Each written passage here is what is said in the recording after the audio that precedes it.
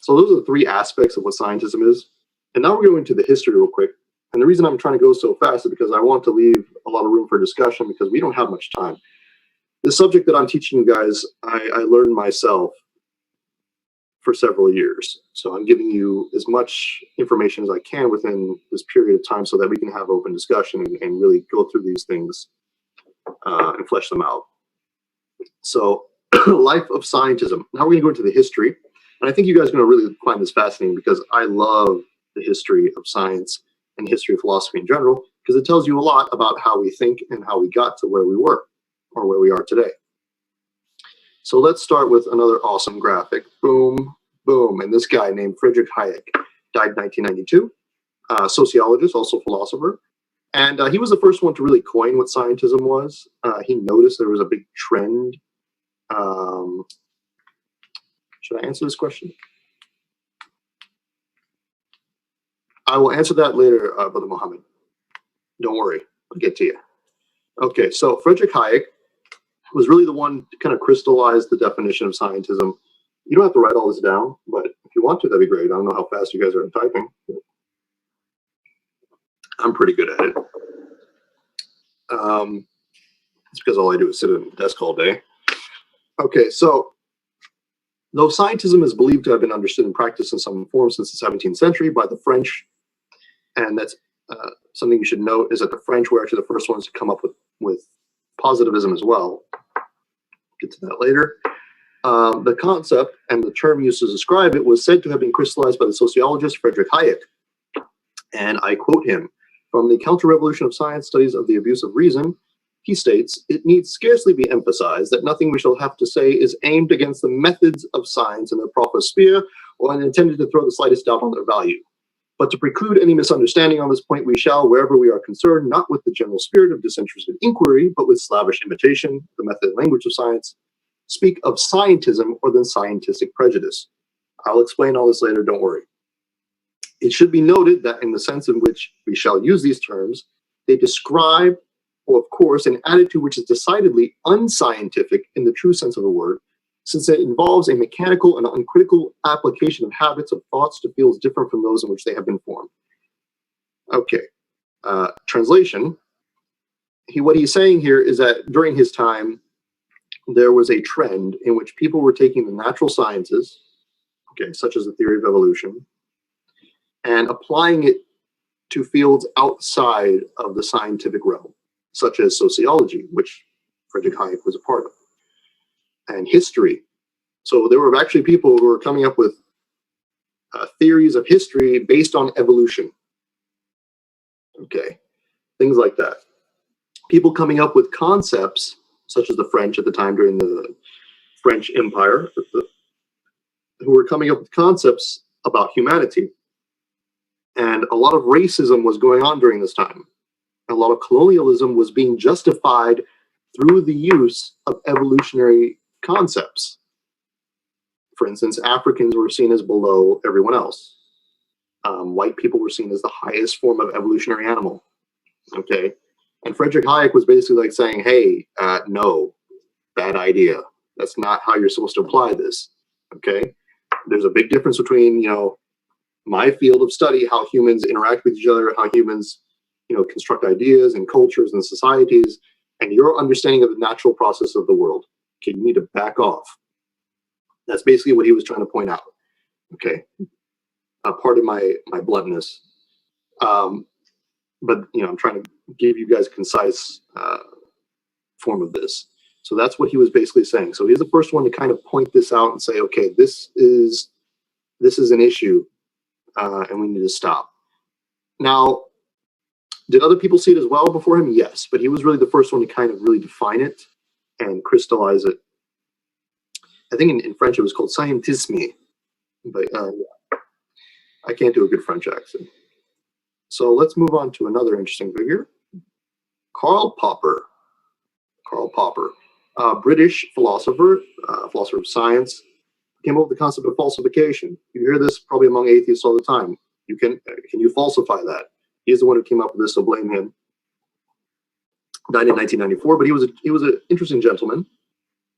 Let's see what he says. Cyril Karl Popper, a contemporary of Hayek, would eventually become a main actor in a historical debate over the nature of science, which we will discuss later, mostly agreed with the former's definition, though he would admit to being a follower of scientism himself in a less applicable way.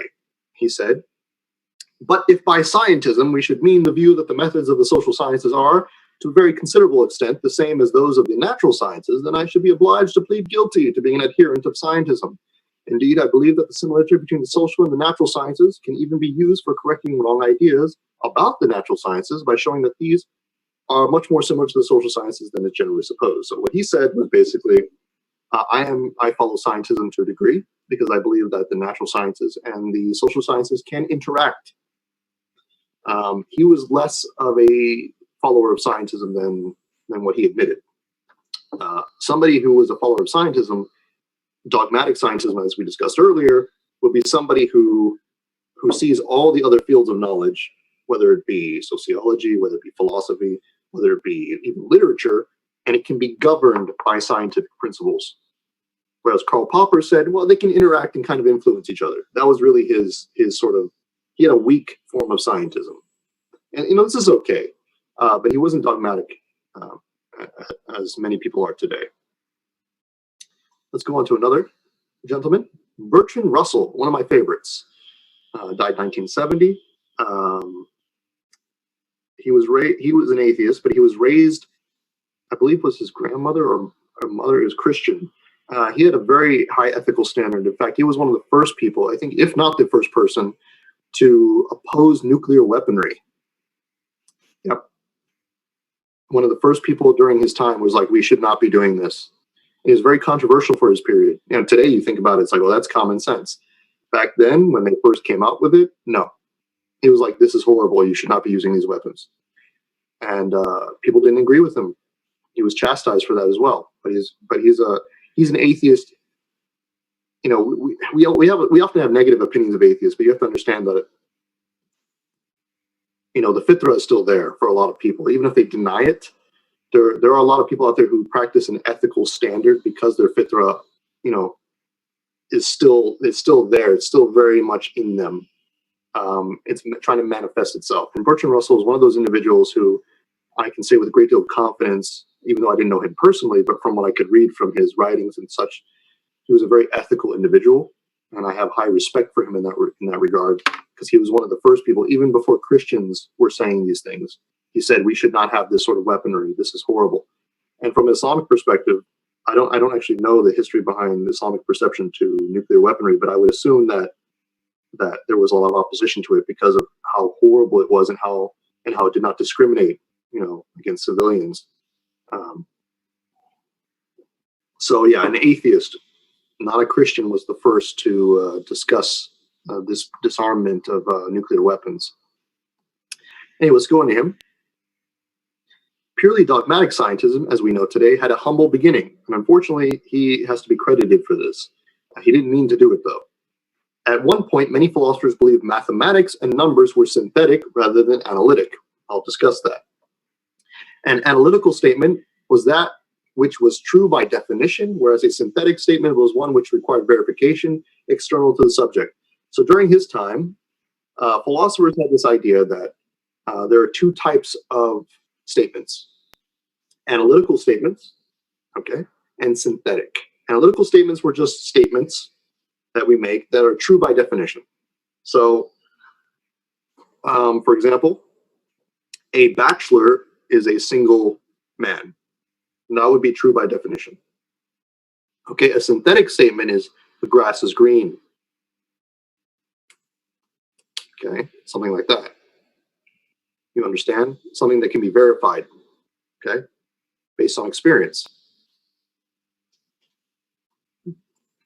It's exactly the same as what Kant talked about, Ahmed Zishan.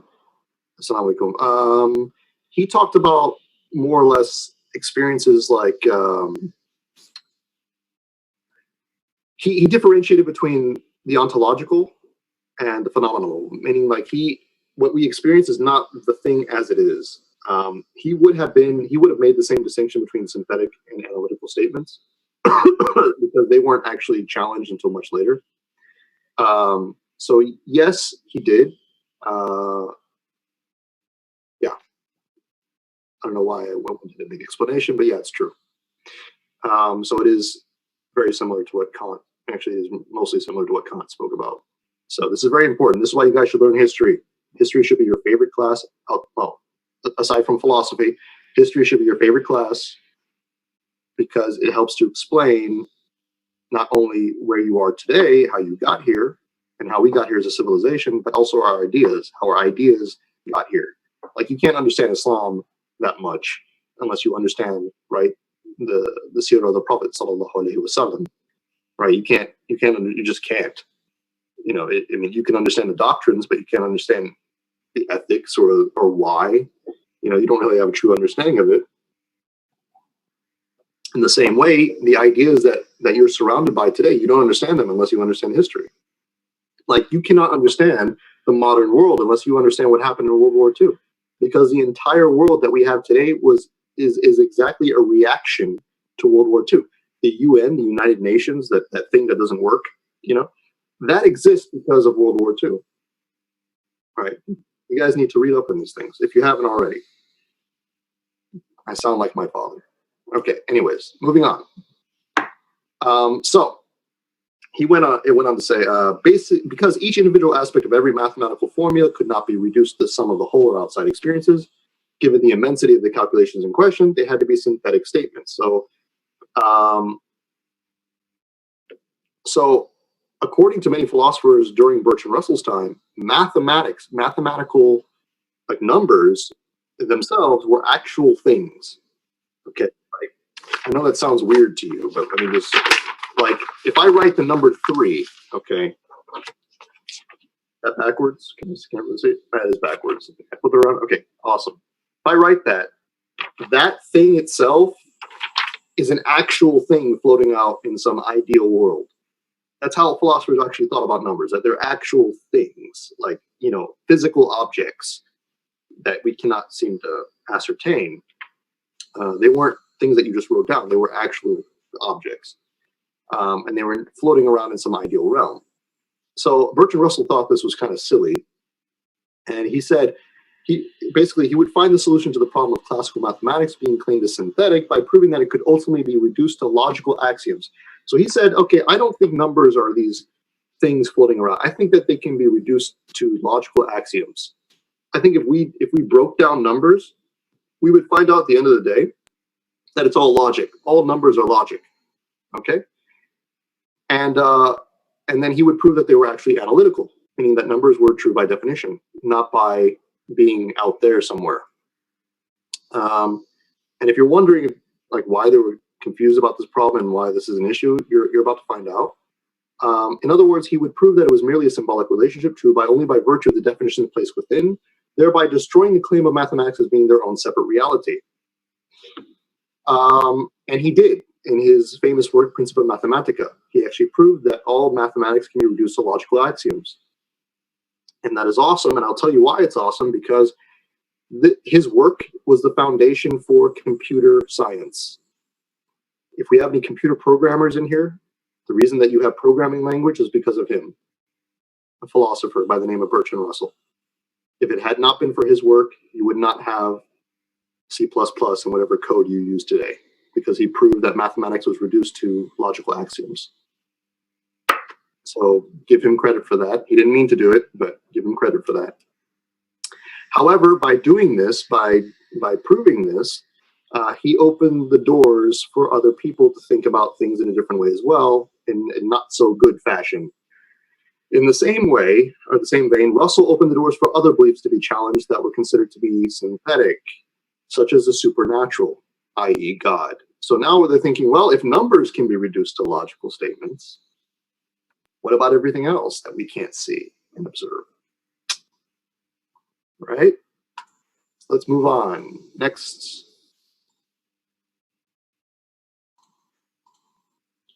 This guy, we come to Ludwig Wittgenstein, died in 1951. The most eccentric person you will ever meet in your life, at least according to his friends and his own writings.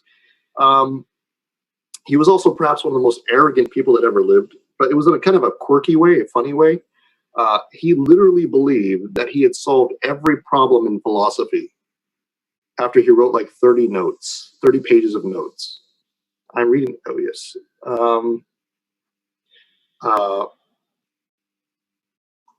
Sorry, I'm just reading the chat here. So he believed that he had solved all problems of philosophy. And what's interesting is that him and Bertrand Russell were actually friends. And Ludwig Wittgenstein was actually a little younger than him.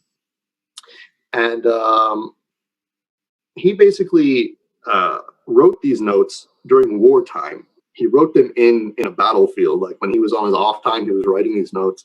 He was a brilliant mind, okay, but he was very eccentric, very kind of crazy in his own little way, and very, very. You couldn't even argue with him because he was so like, "I am right," you're wrong. And him and Bertrand Russell used to be like complete opposites of each other, but they used to get along for some reason. Anyways, so he wrote this work and he tried to send it in to Bertrand Russell. He said, "Look, I solved all the problems of philosophy. Give me my PhD." And Bertrand Russell was like, "This isn't a thesis. It's 30 pages of like notes. It was called the Tractatus." And he denied Ludwig Wittgenstein his PhD.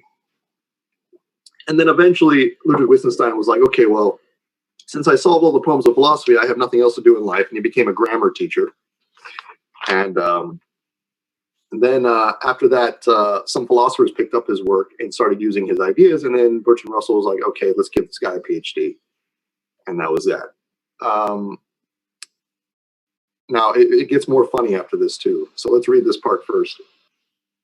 A young philosopher contemporary to Bertrand Russell, who goes on to advance the latter's work, concluded the following from Bertrand Russell. So he read Bertrand Russell's work, and then he improved upon it, and then he stated the following. Okay, let's see. Another question first. Are the logical truths themselves a priori because they too are analytic? What makes them so? A priori. We're not going to discuss a priori in here. This is more regarding like, it'll be in a future class. I might answer that one later.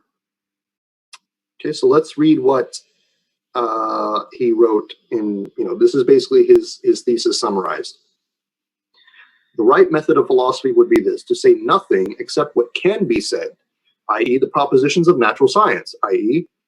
something that has nothing to do with philosophy. And then always when someone else wished to say something metaphysical or non-observable, to demonstrate to him that he had given no meaning to certain signs in his propositions. This method would be unsatisfying to others. He would not have the feeling that we were teaching him philosophy, but it would be the only strictly correct method. So basically what he was saying is that nothing has any meaning, essentially, unless it can be empirically verified by scientific observation, by science itself.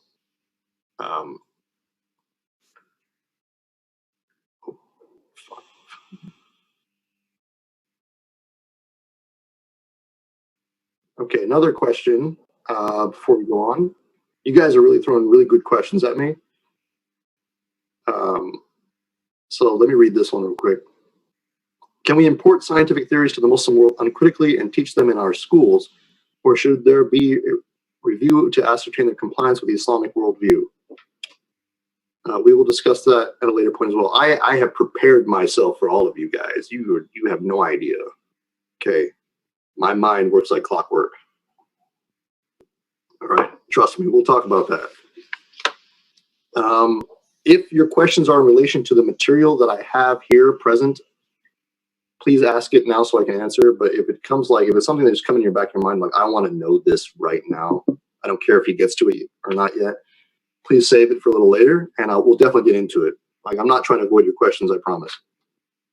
But you really need to understand this part, because this is very, very, very important to understanding how people think today. Okay, so after writing this, the Tractatus, he got his PhD, and he basically reduced all statements to analytical statements.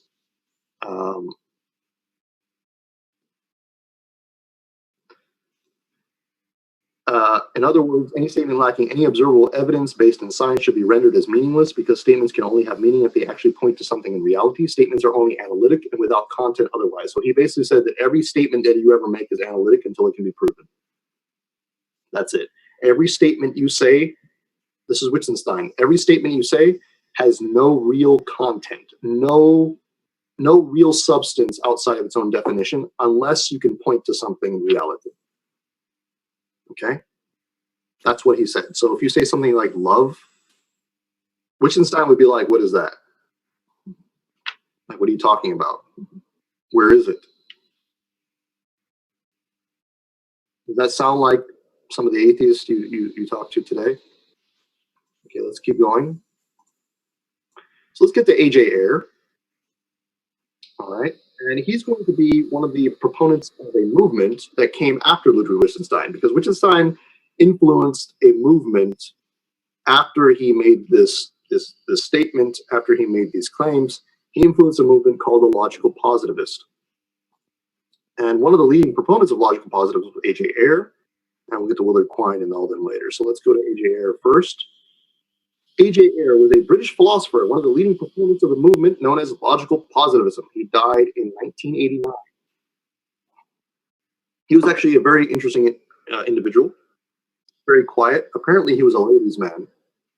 I know that's haram, but I'm just telling you because he doesn't look the type. But he was a very charming person and considered a gentleman among many. If I happen to recall, I think he actually got into a fight with, who was it? Was it Mike Tyson? Not in a physical fight. I think he got into a verbal altercation with Mike Tyson. I'm not joking. You can look it up. Don't tell me how it happened. It just did. Okay, so apparently Mike Tyson was doing something bad, trying to impose himself upon a woman. And A.J. Ayer walked into the room during a party, and he said, "What are you doing? This is wrong." And then he tried to talk to Mike Tyson. He talked him out of it, and apparently they became friends. I know it's weird, just it's true though.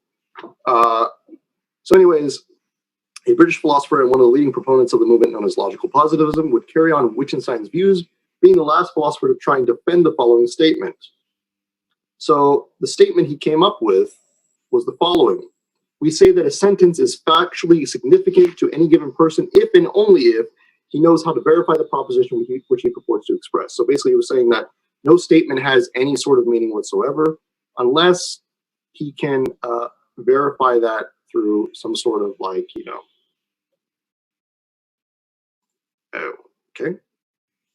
some sort of, what's the word? If it can be verified physically through empirical observation. Okay. I have another question here. Real quick, for future classes, please give us some reading material before the lectures so that it's easier for us to understand stuff when you were talking. I apologize. I did send in an introduction for reading material. I don't know if it was posted on the website. That said, it should be up there now. I do apologize in advance once again to all of you.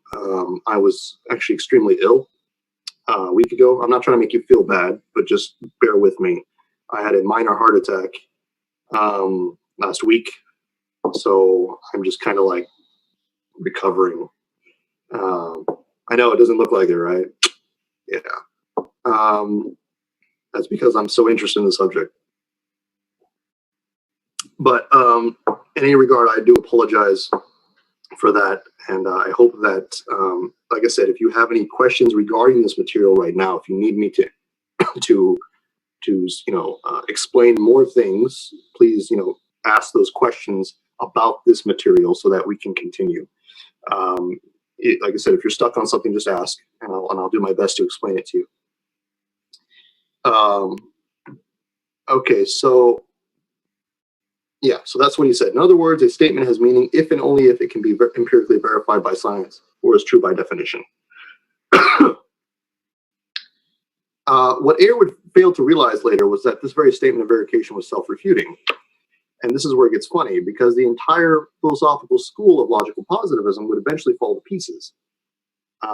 Because the very statement itself, the very thing in which they needed to verify things, the statement itself that no statement has meaning unless it can be empirically verified, could not itself be empirically verified. There you go. It's done, right? Self-refuting. And throughout the rest of his career, he tried to solve this dilemma.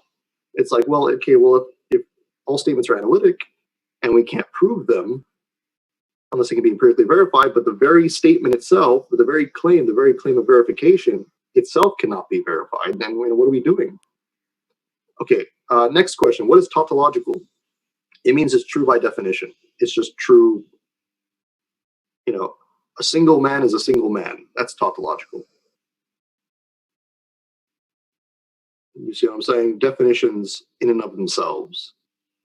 Something that is true by definition. It doesn't need any sort of external sources. Muhammad Zia, assalamu alaikum. This is a good question. Some of the mutakallim use syllogism based on pure reason to prove the existence of God. Since, according to Ludwig Wittgenstein, each proposition of the syllogism would have to be proven empirically, would this mean that he would reject any proofs for the existence of God? Yes. And this is what the logical positivists did. They rejected all metaphysical assumptions. Every single thing you can think of. It doesn't matter. You could put the teleological argument, you could put the cosmological argument. They looked at it and they said, it's not observable. We reject it. It's meaningless. So let's see what happened. After they all realized, now here's an extra funny thing too, by the way. I didn't mention in the slides here. Ludwig Wittgenstein would eventually reject his own propositions. He would eventually redo his entire philosophy. He would get rid of it entirely, and he would be the first one to point this out, that there was a problem. So after all these years writing all these notes, doing it during wartime and trying to get his PhD and saying that he had solved all the problems, he eventually, a couple of years later, he was like, hey guys, I was wrong. Sorry, my bad. And then he fought against his own philosophy. So that tells you something of how eccentric he was. But he was a brilliant mind. So let's see how this philosophy eventually got completely and utterly destroyed.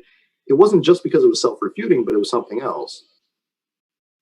And we're going to go now to the American philosophers. And this is about the only thing I like about America, are the American philosophers in the pragmatist tradition. And we're going to start with an individual by the name of Willard Quine, who died in 2000. And in the American tradition of philosophy,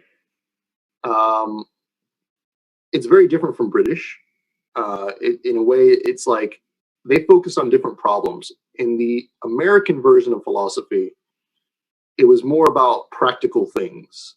What can we use? What can we do with this? You know what I mean? Whereas the British philosophers were more like trying to figure out issues of truth and justification. And American philosophers were just like, look, I just want something I can do with it. Okay? And you have to give them some credit, because the thing is, they really broke down what the problems were with this philosophy. So let's see what Willard Quine did. So despite the fact that the principle of verification was self-refuting, there was more to argue against regarding the logical positives' understanding of science and justification in general. Willard Quine, an American pragmatist philosopher of science, would eventually show that the reductionist view of science promoted by the likes of A.J. Ayer was ultimately a flawed understanding of science. Okay, so what is reductionist?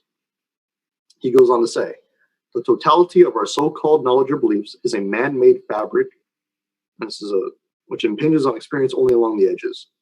Okay, so before going into this more detail, basically, remember, the logical positivists believe that nothing had meaning unless it can be empirically verified. So it had to correspond with something outside, right?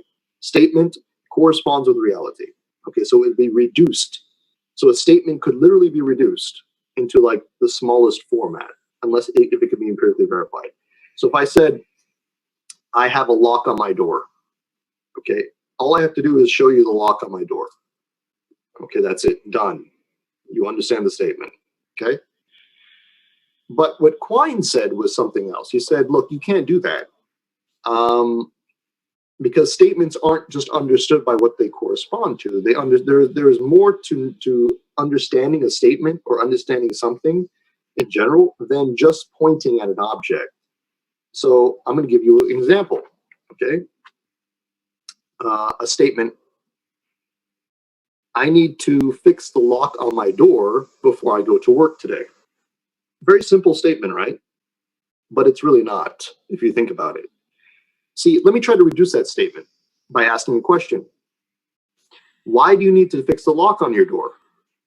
I answered the question, because my lock is broken. I ask another question. What do you mean it's broken? Well, it's broken. It doesn't lock anymore. And I say, okay, why do you need to fix it? Because I need to protect my things while I'm gone. Why do you need to protect your things? You see where I'm going with this? You can't keep reducing it. It's irreducible. It keeps going around and around because within these statements that we make in our daily lives, there's more to knowledge than what it corresponds to directly in empirical observation. There's more to meaning than that. So here's a personal example. When I was living in Malaysia for almost a decade doing my studies there, and I remember I had some neighbors from a rural part of Nigeria. Okay, let me see here. A rural part of Nigeria, and they didn't have this concept of locks in their mind.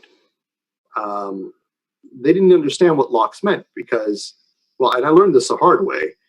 I went out one day just to go get some food. I came back and I found out that my door was open and some of my stuff was gone, like my kitchen supplies, they were gone. I was wondering why, and I found some of the kids playing with them, and I was wondering, okay, what are you doing with my stuff, And he didn't understand. He was one of the children of my Nigerian neighbor. He didn't understand, and this kept going on for quite some time. And eventually I confronted, his father, and I said, look, this has been going on. And, I started locking my door after that. But, eventually, I would unlock it sometimes and they would still come in and do things. And I thought, I just want to tell you, I'm sorry to say this, but, your son's kind of stealing from me. No offense. I know he's young. He doesn't know any better, but I just want to inform you. And he said, oh, I'm sorry.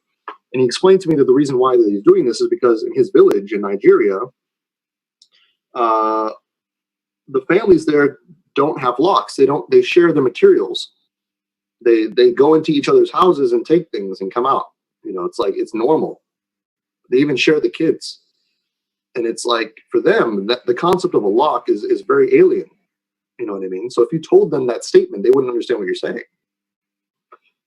Because their entire culture is not based around this concept of privacy or private property. In the West, it's different. We have this concept.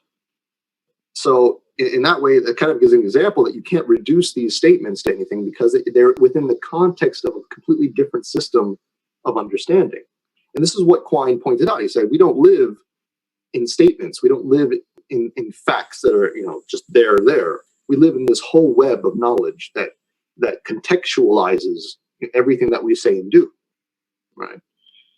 He would say that, in other words, knowledge was holistic and contextualized based on the world in which we lived and understood things. So it can't be just reduced to logical axioms. You can't just say, oh, we found it, there it is, therefore it's all solved.